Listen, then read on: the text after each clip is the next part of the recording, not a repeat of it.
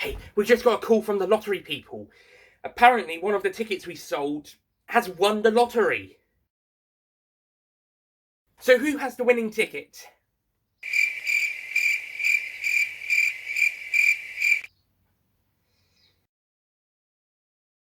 Seriously? Nobody? Well, I guess nobody's getting $96,000, I suppose. Well, that was kind of disappointing. I'm getting tested, times are tough on this bodega. 2 months ago, somebody bought Ortega's. Our neighbors started packing up and picking up, and ever since the rent went up, it's gotten mad expensive, but we live with just enough. In the heights, I flip the lights and start my day. There are fights and endless debts And bills to pay. in the heights. I can't survive without cafe.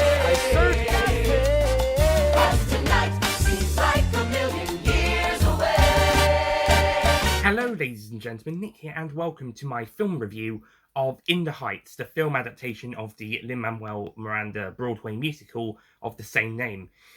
So this film is about the Latino, Latin American community in New York's Washington Heights, and it centers around a couple of characters of the Latino community going around some day-to-day business, and some of them are going to move out, and they're experiencing some stuff that's happening throughout a couple of days just before they do go out. And there's also this blackout that knocks out New York's power for a few days. So they've also got to contend with that when that comes around. The film is told from the point of view and focusing on I can't really remember all of the characters, but the specific character who runs a shop, and he has a dream to rebuild and operate his father's bar in the Dominican Republic. So the film focuses on him, and as well as also a bunch of other characters, including his cousin who helps him at the store, this girl who he really likes, and she wants to be a fashion designer, and she works at the hair salon for a little bit before she goes on to be a fashion designer, and the 3 other ladies who work at the hair salon. This grandmother type character who's basically like a grandmother to everybody on the block, as she didn't have any kids of her own, so she looks after everybody else, and also was our main character's sort of guardian when he was younger after his parents died. There's also this girl who came back to Washington Heights after going to Stanford University for a bit and being claimed as the one who, if anyone was to leave, it would be her. That girl's name's Nina. I remember her name's Nina, as well as her father, who runs a car company, a taxi company of some sort, and this guy who she is in a relationship with. I suppose they're kind of boyfriend girlfriend by the end of the film. But they just really like each other. They really like each other earlier on, at least, and then be in a relationship. Anyway, he also works at the car company, and there's this other guy who does some paintings and stuff. There's a couple of other characters. Also, Lin-Manuel Miranda has a cameo as this not ice cream guy, you put the ice and put the liquid on. He has a bit of a rivalry with Mr. Softy, the ice cream guy. But yeah, there's quite a few characters in this, and we follow quite a few of them on their journeys, especially our main character, and it's got some really interesting stuff, just following them on their day-to-day business. Some of them are going, and some of them are staying, and some of them are coming back. So there's actually quite a couple of interesting stories, as mentioned. Despite not sounding like much, there is quite a bit to this story. There's quite a few bits going on. I can't quite remember everything off the top of my head, but I do know that some of the characters do their own stuff. Nina, for example, has anxieties of coming back to I say anxieties coming back. She wants to come back. She has anxieties of being in the outside world following her experience at Stanford. As mentioned, the girl our main character likes, Vanessa, she wants to be a fashion designer, and she's feeling a bit frustrated of being stuck in the Heights. And later on in the movie, we hear about the grandmother character, Abrella, or at least that's her nickname if it's not her real name.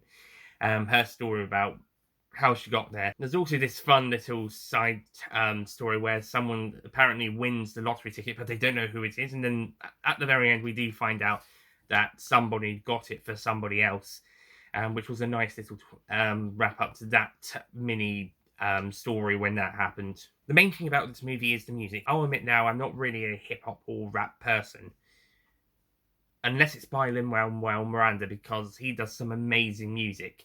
Hamilton is outstanding, and he's done some amazing songs and music for other films like Moana. That music was outstanding as well, and once again we get some brilliant music here. Even though it's not my type of genre, it's still brilliant and really well done, and the singers and the cast do amazing jobs as the in the singing roles, and they just bring it to life. Unlike Hamilton, not every piece of dialogue is sung. You do actually get talking in this film as opposed to singing every word of dialogue, or almost every word of dialogue. So it's more like a typical musical where you got dialogue, song.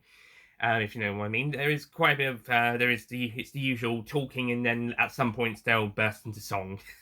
If you know what I mean. And that works really effectively for this story, and both song and dialogue are able to get across character development and what the characters are feeling, and it works really effectively. It also means that we can have some great fun moments that the songs are able to shine around, and we can get some great big numbers at points, and even have a couple of big dance sequences as well to match the music. And yeah, it looks really impressive. The cinematography of this movie is amazing. It looks so brilliant. It looks so great. And we also got some pretty great editing as well. So production side is great. Oh yeah, brilliant sets. If they filmed on sets, if they filmed on location, even better. But yeah, if they did some sets, really great sets. There was this one bit later on towards the movie where Nina and her boyfriend, they end up dancing on the side of a building, and I was thinking, wow, how did they achieve that in the movie making? And then later thinking, how did they achieve that in the theatre production, the Broadway theatre production? Wow, that's some skilled engineering for that. So some great productions, and it just overall looks really nice. And I suppose I haven't really been to New York at all, so I can't really say if it's 100% accurate to Washington Heights, but I feel like it has capped anything that they had, any sets they did have to build, do capture the Washington Heights really well.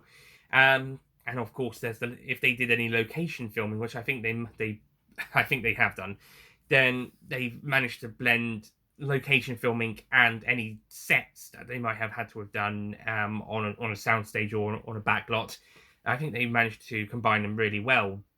That bit where they're on the side of the building must have been done on a stage or of some sort, because I don't know if you could put any wires on the buildings of New York. I'm not sure, but yeah, it looks brilliant. There's some really great stuff and some really amazing visuals. There's no special effects, at least not the conventional types. Maybe some little ones, but I don't know which one, where they would be. But I think most of the budget would be spent on lots of the choreography and the dancing on location, as well as the big set buildings. But this film doesn't need much visual effects. It's a practical film.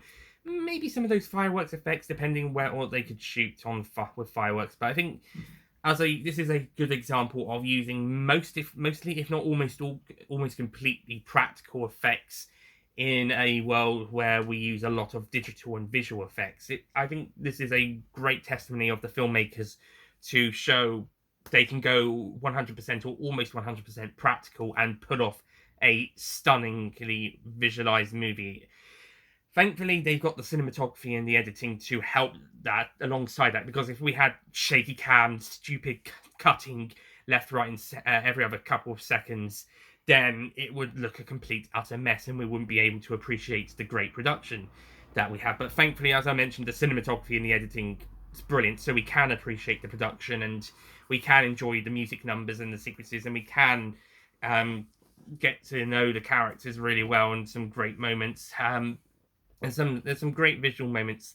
My only real kind of nitpick pick I do kind of have is that some moments I don't quite understand what's going on. Sometimes they the singing or talking a little bit too fast, and I don't quite pick up on everything just yet.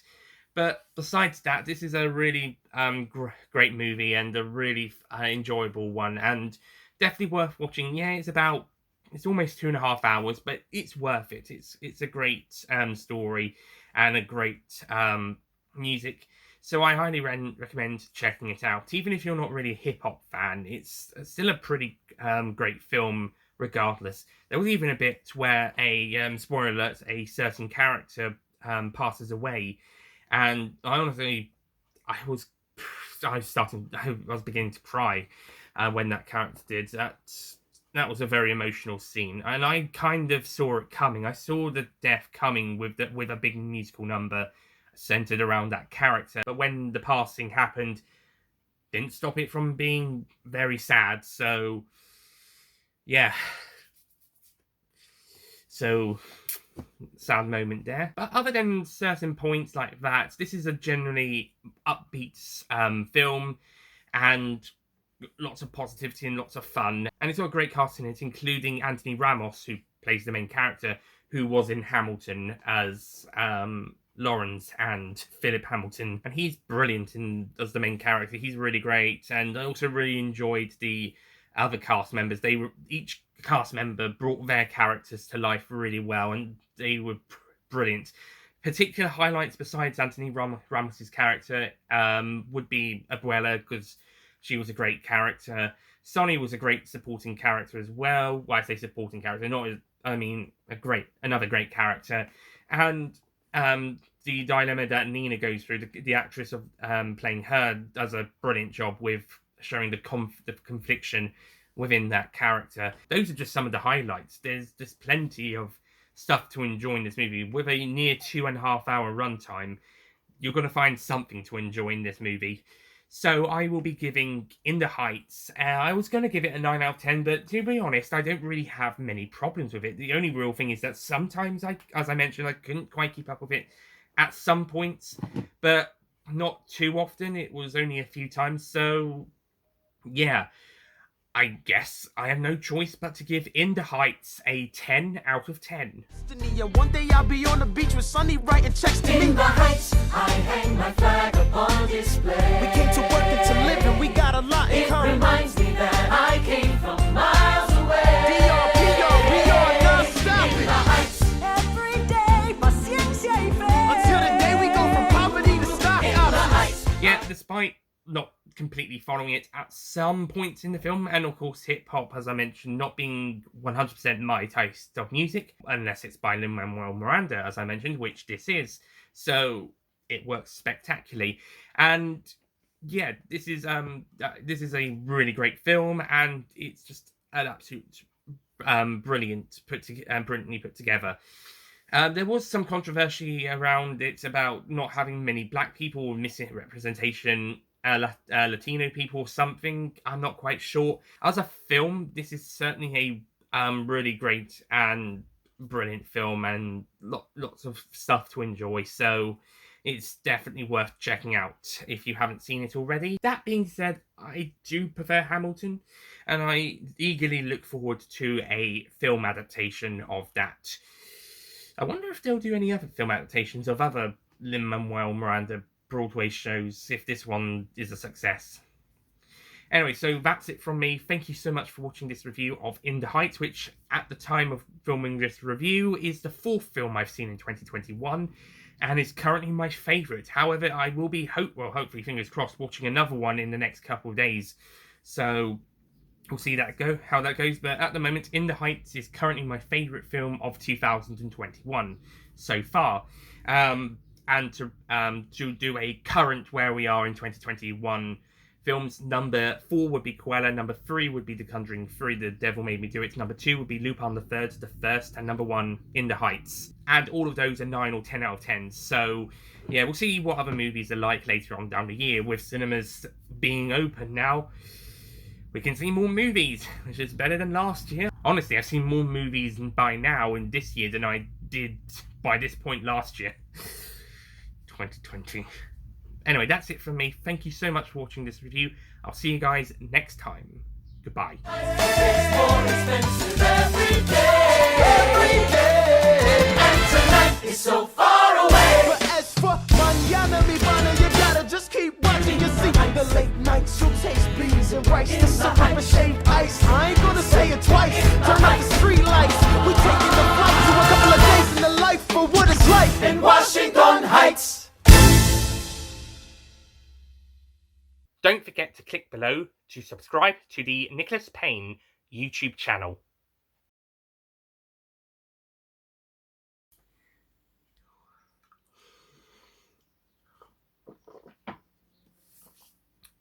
The film focuses on him him meeting also Miranda. I suppose it's snow cone. I guess it's a snow cone. I don't think we get snow cones here in the UK that as much. Maybe with the ice creams, but I'm not sure.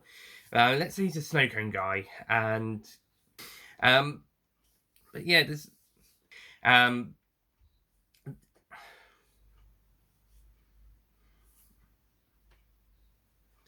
the community also the community are very close to each other. They have quite a lot of the community are quite close to each other. They feel very connected and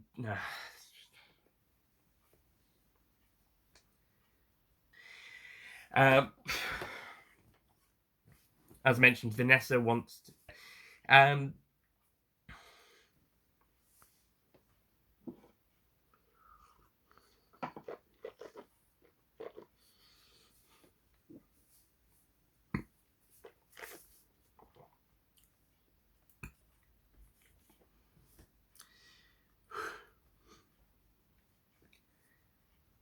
the main thing about this movie is the music. It is got some. Now, I will admit, I'm not really a hip hop or rap person, unless it's done by Lin-Manuel Miranda, because he's fantastic. No, I'll admit now. So the songs are it's like and it's really great to understand, and both are able to get across how the characters are feeling and how and both dialogue and song are able to get across how the characters are feeling and what they're for fuck's sake, character and the development. So yeah, some great stuff there, and but didn't stop the but it didn't stop the when it happened. Overall, In the Heights, and it's got a great cast in it, and he's so yeah, and that's just the highlights. There's plenty of great actors in this, and it's they pull off a really great movie, and I feel like this is definitely unless Lin-Manuel Miranda. But as a British white person, I am not sure what's going. No, actually, I'm not sure what the issue was, but I don't think I'm not sure what the issue is, but yeah. So that is it from me. Thank you so much for watching, and I will say. That being said, it's still not as good as Hamilton. Yeah. But we'll see how the other film. I expect I'll beat my 2020 number with it. Yeah.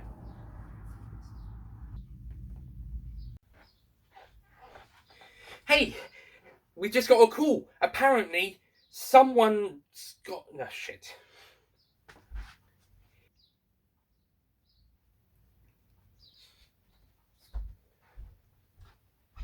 Seriously? Nobody?